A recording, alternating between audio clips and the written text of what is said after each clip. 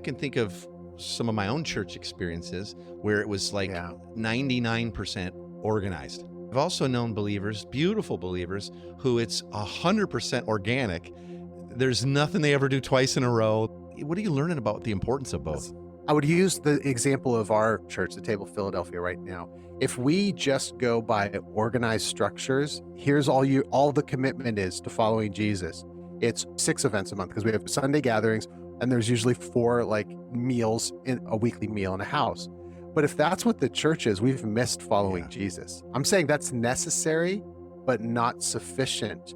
And also my own bend is that's not super fun, man. I mean, those are great things, but there's so much more that's happening in your neighborhood or in your workplace or on your front porch that with people, if you're opened up to that. So we intentionally reduce the number of organized gatherings to make room for organic opportunities. We just have to train people to pay attention to those and engage them intentionally.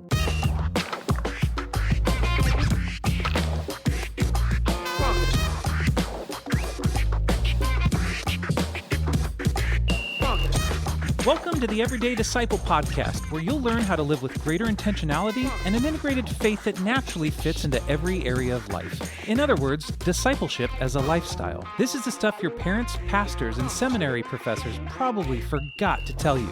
And now, here's your host, Caesar Kalinowski. All right, hope you're having a good week or a good day or whatever's happening in your world so far.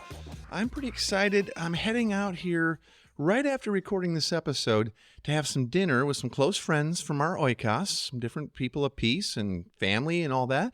And we're going to be going out to a really cool restaurant. But then, more exciting even, we're going to be seeing the comedian Brian Regan tonight.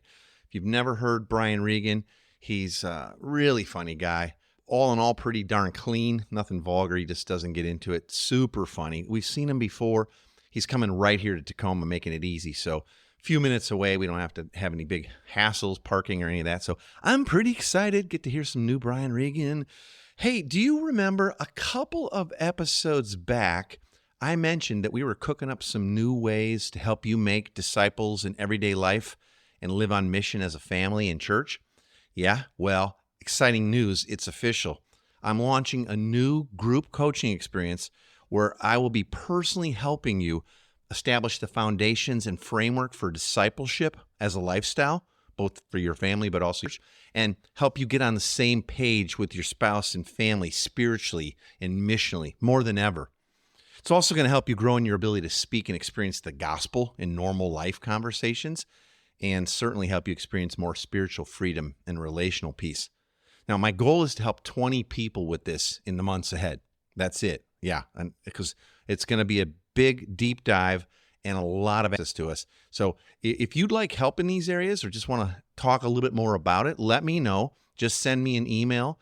It's easy. It's Caesar@everydaydisciple.com.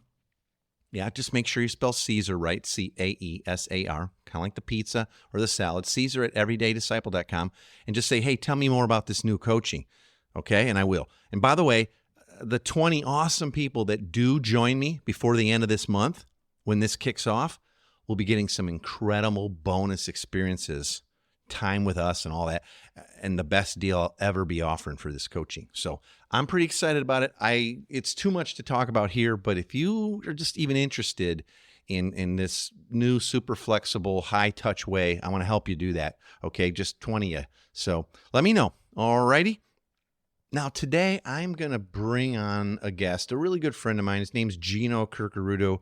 We met a while back. We're going to tell you that whole story and talk about all that. So I don't even have to set this up much more to say. You're in for a treat, and I really think you're going to love this. Listen to this talk that we had, and then I'll come back at the end and give you a few more thoughts and wrap things up. Hey, Gino, it's so good to both see you. I'm looking at you, though everybody else can't see you, but it's also really good to talk to you and have you back on the Everyday Disciple podcast. How you been, man? I'm doing well, Caesar. It's really good to see you, hear you, and be with you for sure. Yeah, it's great to be back. You're still in Philadelphia, right? Yes, sir. Yeah, I love it here. And I imagine you're like living way out in the cushy suburbs and you just sort of drive in and you drop off like an hour of ministry a week and drive back out, but you call it Philly church plant, right?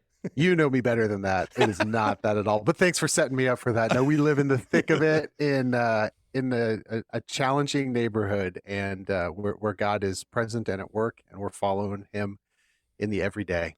I don't want to be like my mom used to be. Like if I was in Africa on mission and she heard anything happened in Africa, she was certain it happened there. I'm like, it's a whole continent, Mom. It's a really big Yes. place.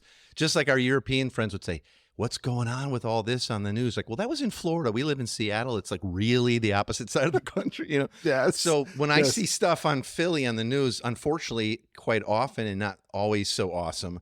And Yeah. I know you live kind of in the middle of it, bro. I'm always Yeah. like, oh, though I don't want to hit him up for every single thing I read, but I pray for you Well, a lot, man. Yeah, we I pray- appreciate that. I will tell you that, growing up in California and my family, most of my family and my wife's family being out there, whenever it would snow on the East Coast, my mom would call, like, are you guys okay? So we Yeah. start referring to snow as white death, because anytime you get 2 inches in California, they're like, surely my grandkids are troubled right now. So Hey, that's still appreciate how it the is concern. here.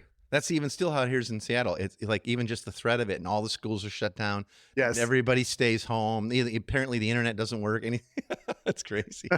I don't know. Hey, so just so the folks listening, tuning in, know a little bit, let's just kind of remind each other how long Yeah. we've known each other and how we actually met. I Man, don't remember the first time I met you. I can't remember. I know like the era, yeah. but I don't know when or where. Do you recall? I think that I probably first met you at a training in Tacoma.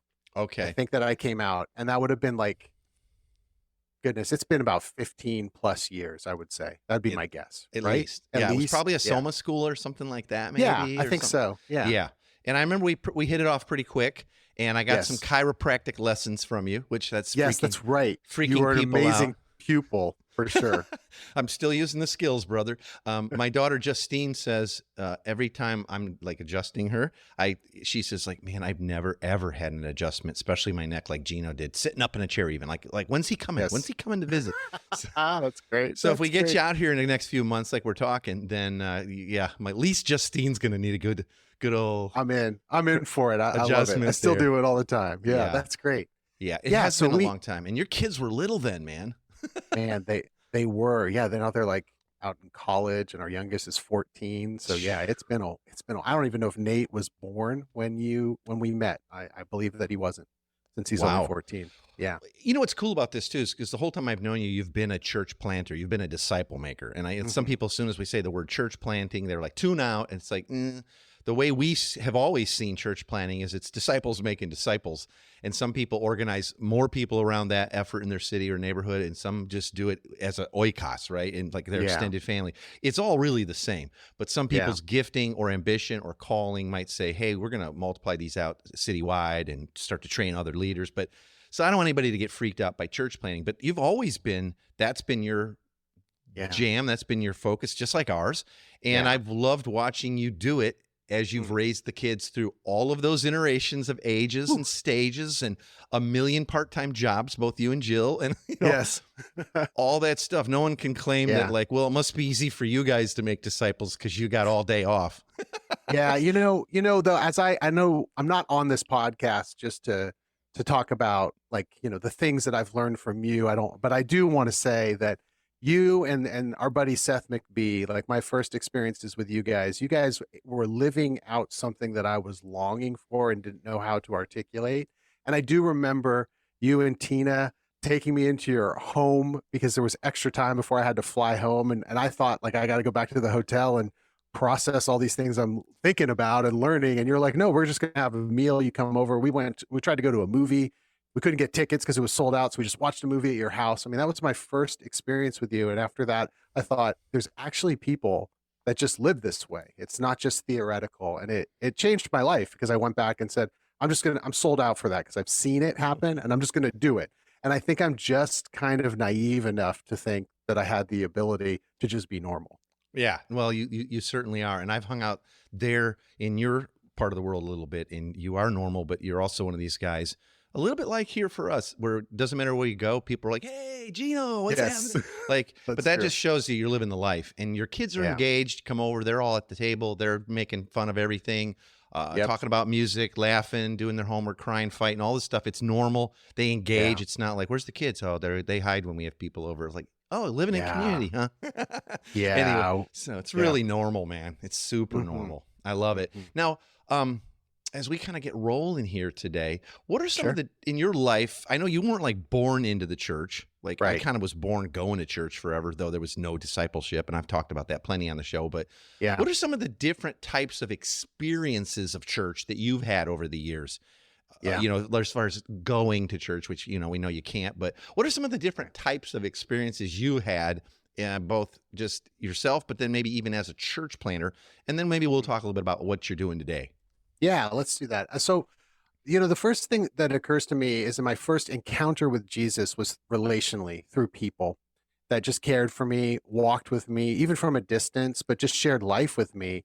And then when I come to faith, whatever that is that we quantify and qualify, it was like, now you're expected to find a church. And it took me literally 2 years because I wanted nothing to do with the church because I didn't know the culture. Wasn't going to fit in. I just wanted to hang out with my friends and follow Jesus. And that was not an option where I live. That was not the culture.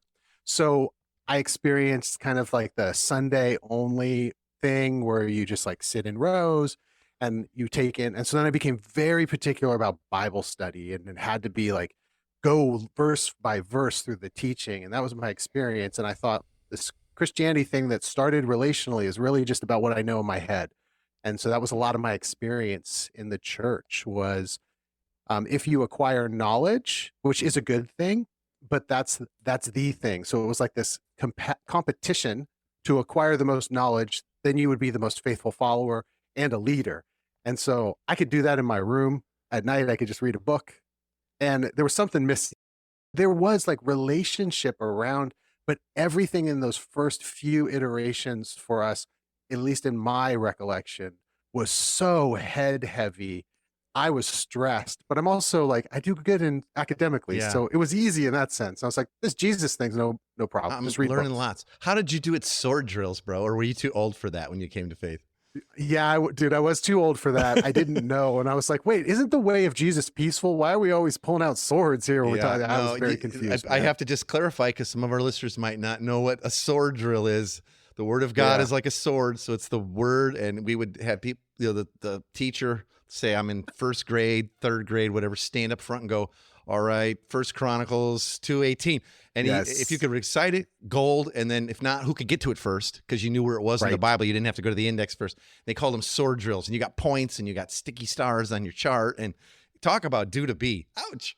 Yeah, man. I was so not enculturated into the church, as a young kid, into my 20s, even before I came to faith, that I remember the first time someone talked about a couple being unequally yoked. Mhm. And I said, what do eggs have to do with this conversation? I literally said that. And everyone like looked at me like, dude, you just don't know any of the lingo. So Well, and that is a rough ride. That speaks backwards to why it is important to learn the word and teach the word. But what's the motive behind it and why? And are we going to live out the word, or are we just going to sword drill each other for points and stuff? Yeah. Yeah.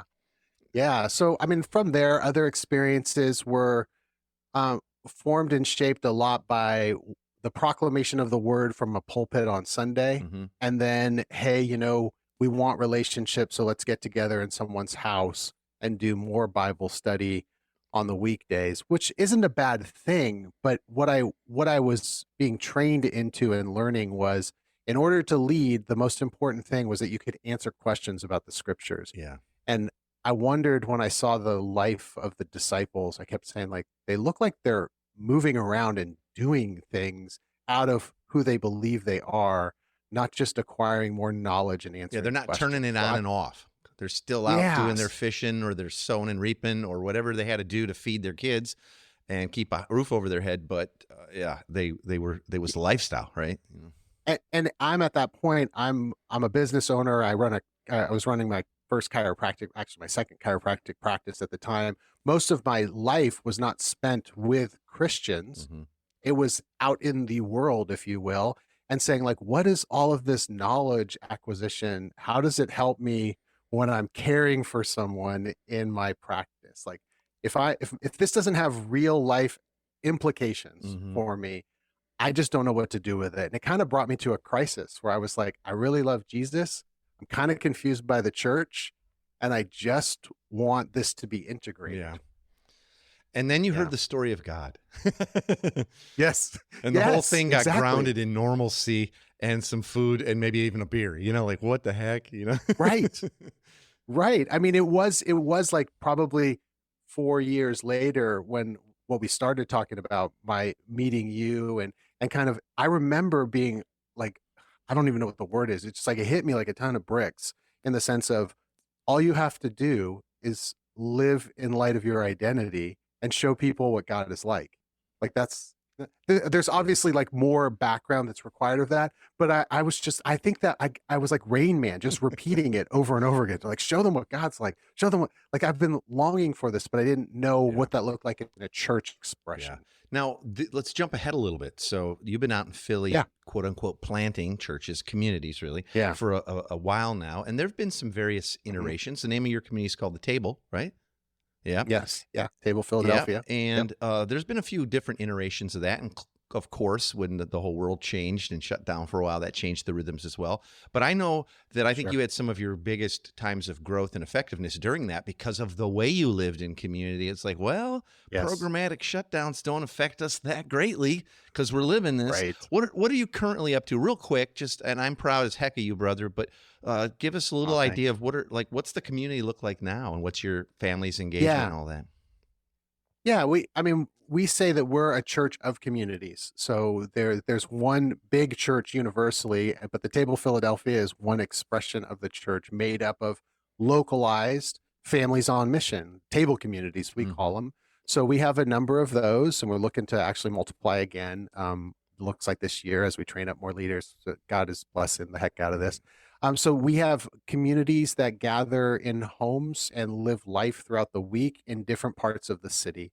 And then a couple of times a month, we get all those communities reuniting. We call it reunion. Yeah. They come together to celebrate what God's doing and share stories. Oh. And then throughout the rest of the time, they're finding local expressions of how are they engaging their neighbors and what are the needs that they can and be involved with. We're super decentralized, which is messy, Yeah. but we also know that we're part of something bigger than just what's happening in our community. That's kind of our structure. Well, you guys are definitely the living example of low control, but higher accountability. Yeah. Like you're all in the same mission. Yeah. How are we doing? But when it's all spread out like that, there's not a lot of control that really can per se happen. But I know that's not your heart either. Yeah. The Spirit of God's real and the Amen. living word is active and all that. Now, are you still using the term brunch church in connection to any of this? With the pandemic, we were doing brunch church. That was kind of like our public gathering, if you will.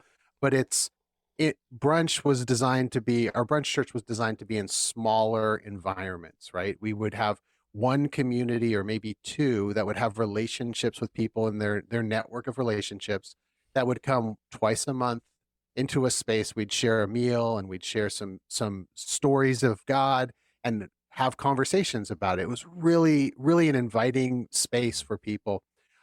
When we couldn't gather because of COVID restrictions, we stopped that. And we got into this habit of coming back into like, where are we going to create brunch church?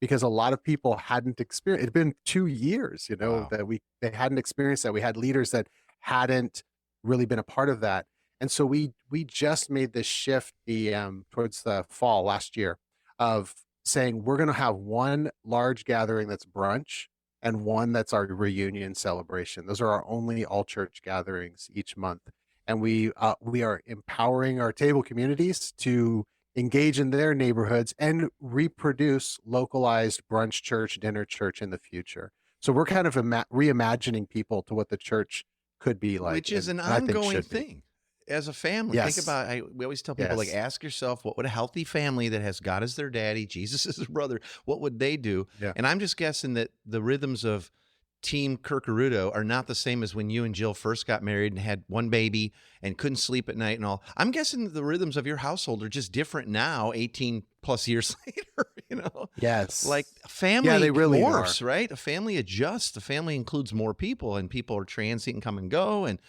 there's all different levels of maturity. And like if everybody could hear that's that is such a picture of what life in a community that's growing and ongoing and morphing and changing, and people are coming and going in and out of it, just like all your kids aren't sleeping under the same roof now.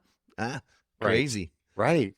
Yeah, there's change. I mean, there's so much that could be said about that. I think like just in our family, some of the really like obvious changes, like you said, we have our oldest doesn't live with us anymore. She's away at college. She was sent out as a missionary, though. She has established community in her dorm rooms and with the people there, and is still connected to us because she's not that far from the city.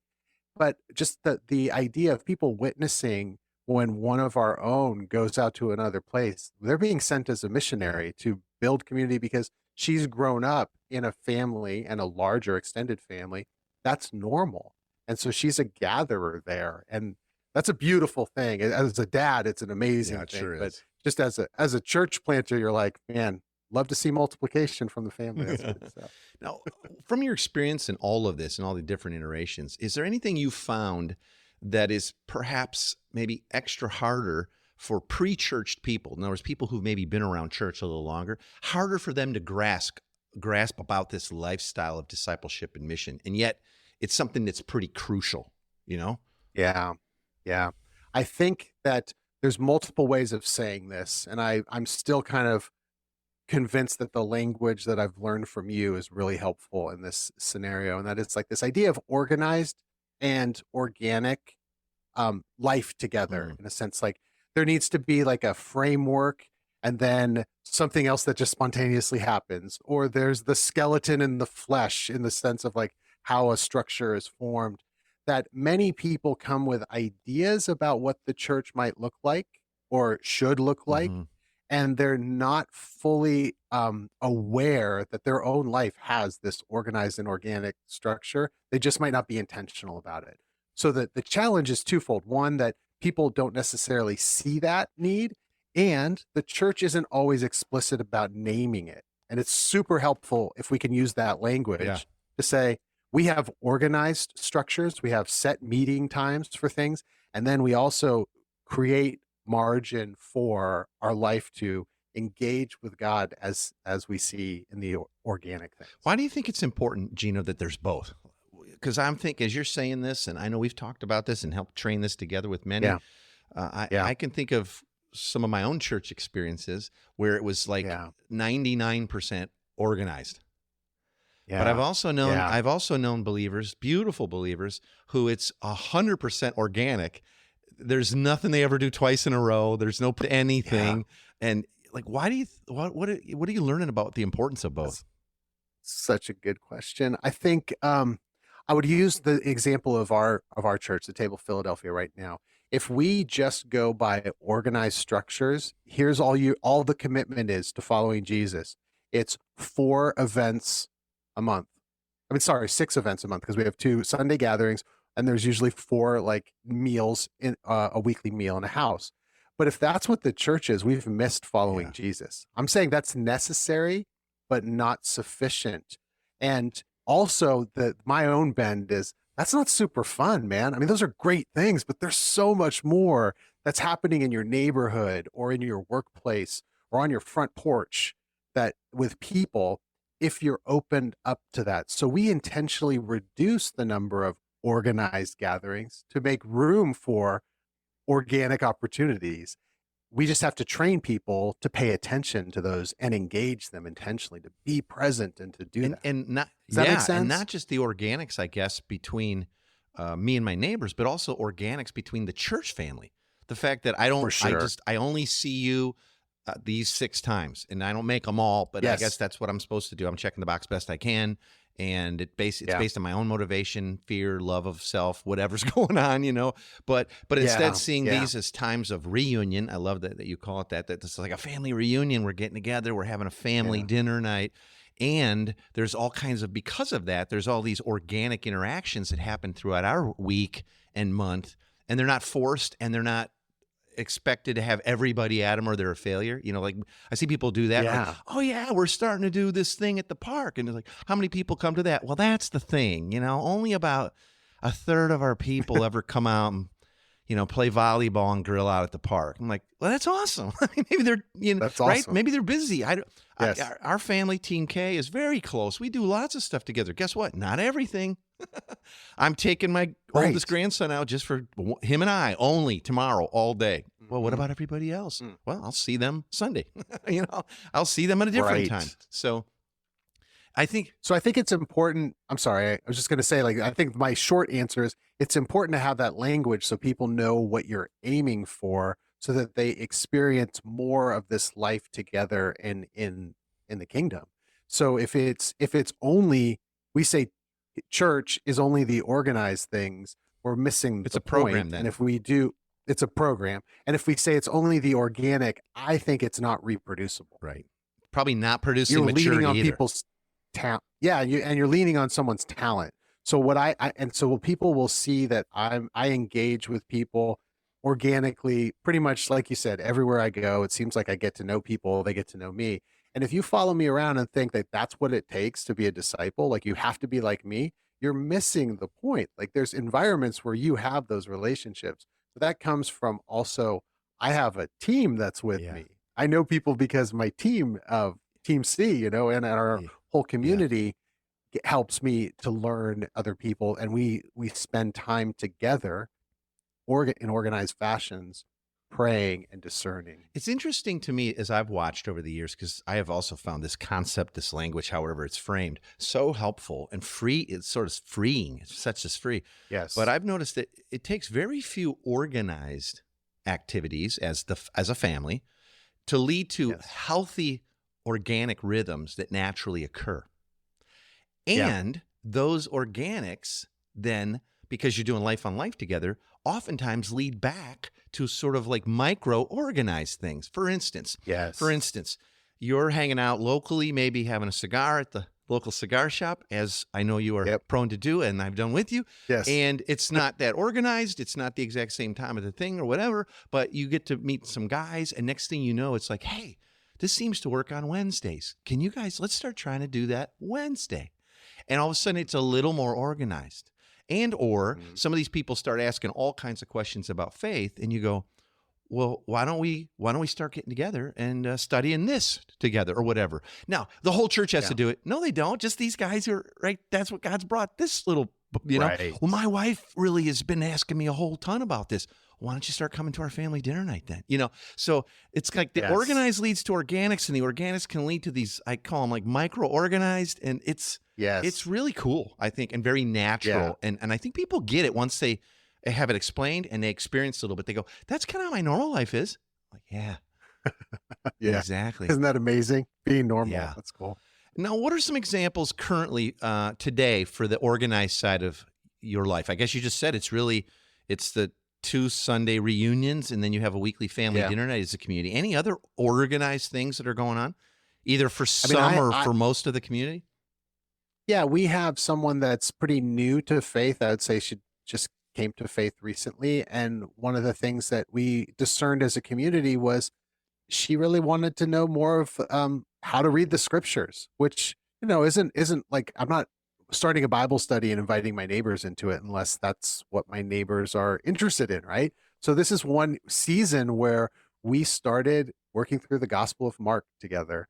And we have an organized event that not everyone in our community participates in, but we're finding it to be really, really a blessing to us. I have organized rhythms of things that I do in my neighborhood. There's certain places that I go on certain times, and I invite other people. I get together with a couple of guys in our community every week in a coffee shop. I'm part of a running group with people that are experiencing homelessness. They live in like transitional housing in my neighborhood, and I run with them every Friday morning at 5:30, which is kind of crazy, but it's really cold right now here in Philadelphia. We still do it. So those things help me develop new relationships that they start this organic opportunities where we say like, hey, you guys like to eat. How about you come over for a meal sometime? Great, let's do that. They're not saying no. They're not saying no to that, most of the time. So as everyone, one of the things that I'd really want to communicate is that we've equipped and trained all of our leadership teams of these different communities to find what are their organized and organic opportunities. And so we say, here's the map, the playbook, if you will. Gather around a meal every week and pray and listen to each other and to God, and then find what are the opportunities that you need to build out relationally. So one community has relationships with people that have nothing to do with Jesus, but really like those nerdy board games, and they like nerdy board Yeah. games. So they've started now an organized 2 times a month nerdy board game night, and that came out of their organic relationships, just like Yeah. you said, like these micro organized things. Yeah. Yeah. We also have organized things, Gino, just as I'm thinking through what you're saying, that Yeah. aren't like weekly or monthly. Because I think right away, Right. our default, especially because, church is every Sunday, it's like, this is how you do it, every Wednesday night and Yeah. whatever. But we have organized things that are maybe once a year or twice a year, for instance, going through the story of God with La Peace and people that are Right. coming into maturity. So now they're helping to teach through the story. And we love doing Right. that if we can a couple times a year, because there's just a lot of new people Yeah. at Peace floating around. And so that's kind of organized, but there again, it very much comes out of our organic relationships of open table, dinner, Yes. family dinner nights. We do driveway happy hour. We do happy hours, at the house, all these things that then all of a sudden these people have been asking so many questions like, why don't we do this story? Like, oh, that's such a crazy thing. I've never heard of it that way. I grew up going to church, but it was always like this and sword drills, and I didn't know what I was doing. And to be honest with you, I couldn't explain it to my kids or anybody, so I just don't. I don't even try.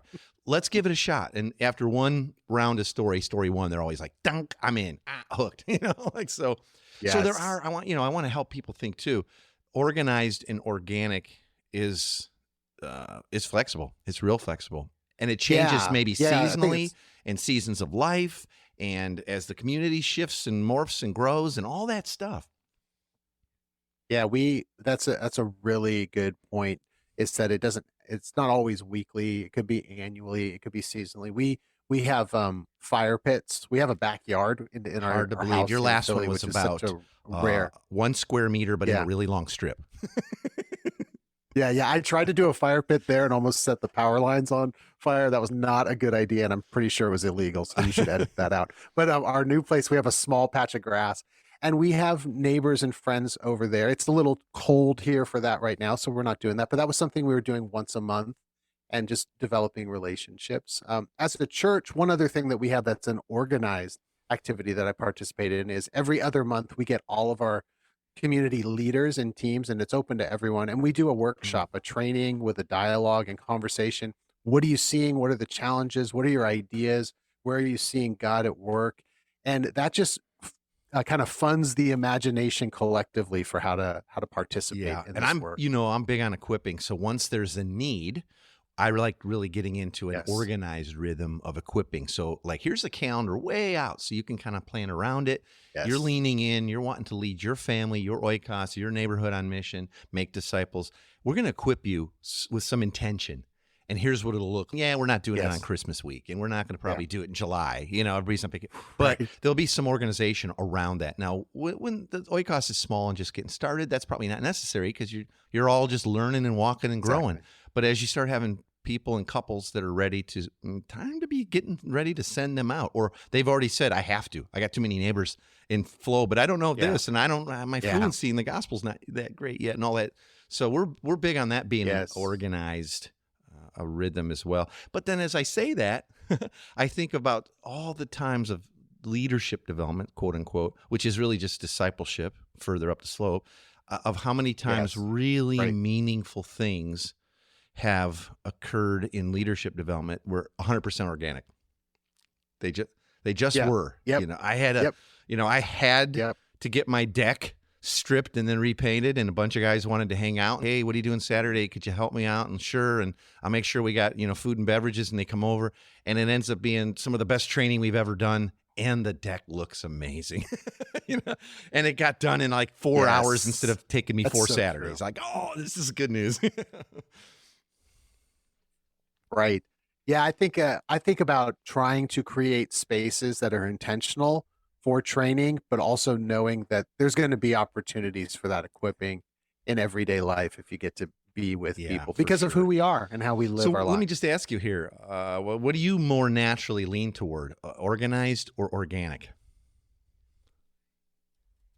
Man, I think I'm about organic all day long, because my upbringing, where I'm from, who I'm from, I don't like a schedule. I need a schedule because I'm disorganized, but I like to just be present with Yeah. people, and kind of that idea to me sounds amazing. And then here's the thing that I run into is, I think I kind of said it earlier.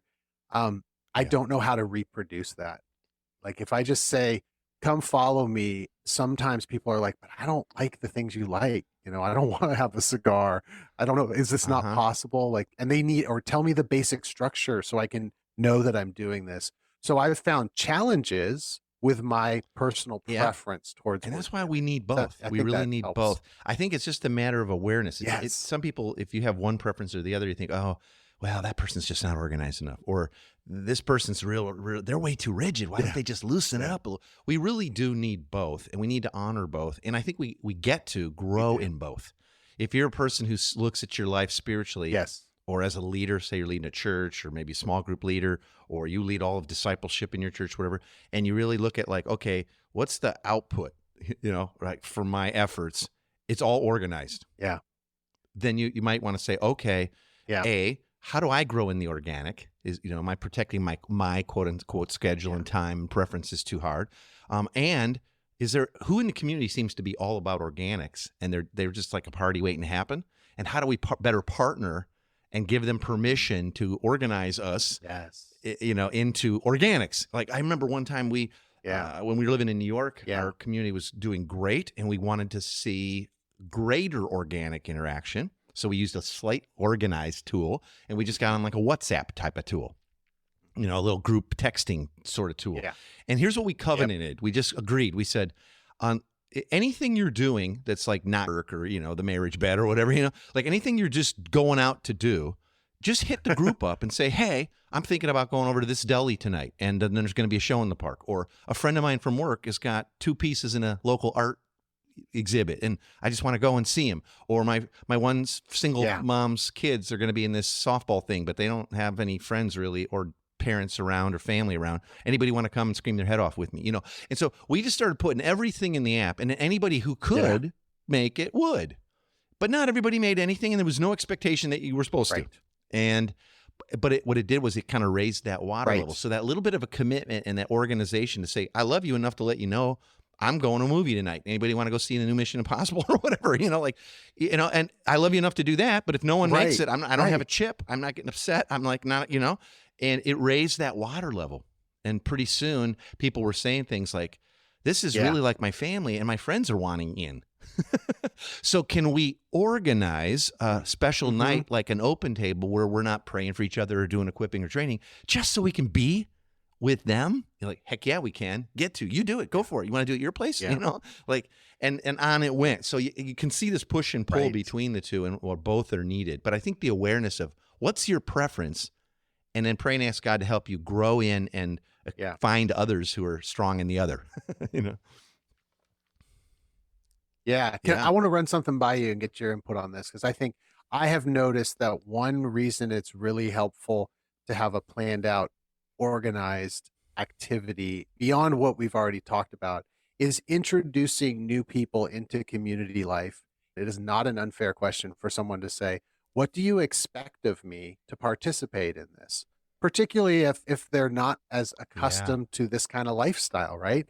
And I want to say, well, Jesus says, he wants your entire life, but that's not like, that's not the best way to meet people where they are a lot of times. So if you just say, we're going to do life together or share life, like that pretty could sound nebulous cultish too. to just weird or whatever, or like, I'm too busy. I can't commit to that. So, but if you say like, hey, we gather on Thursday nights for a meal, and then out of that, we find ways that we can connect with each other. And we use this group texting app to let people know when we're driving to the grocery store if you need something. Like, things spontaneously happen. People are like, I can commit to that. And I think that once I find people committing to that, the Spirit of God moves them into the deeper life together. Almost always. It's just like, I want community, and I want to share these commitments, and I want more of this. But it's a hard sell if you don't have a plan. Yeah, it really is, because the darkness of all, what do you mean by this whole life together? That's why everybody says, oh, I'm just too busy. It's like, no, you're not really. You're doing everything we're talking about.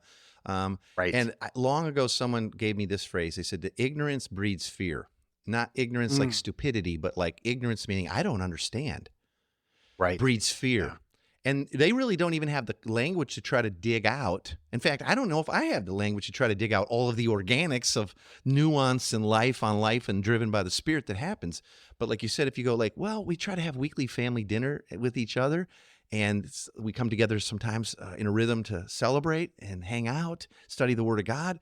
And then everything else sort of is like we're trying to be like a family, and increasingly, like you said, and maybe we use this to let each other know what's up. And people are like, "Thank you." Yeah. That no ignorance. So I don't fear that.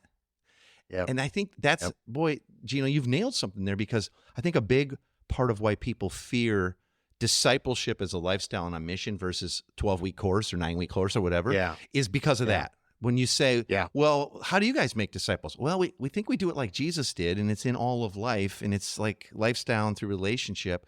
That is so blurry that those Yes. handles of a few organized things help them understand, because I think they all desire the organics, but they Right. don't know what they're signing up for, you know? Yeah. I have a friend who was interested in this, faithful follower of Jesus, didn't have a framework for this.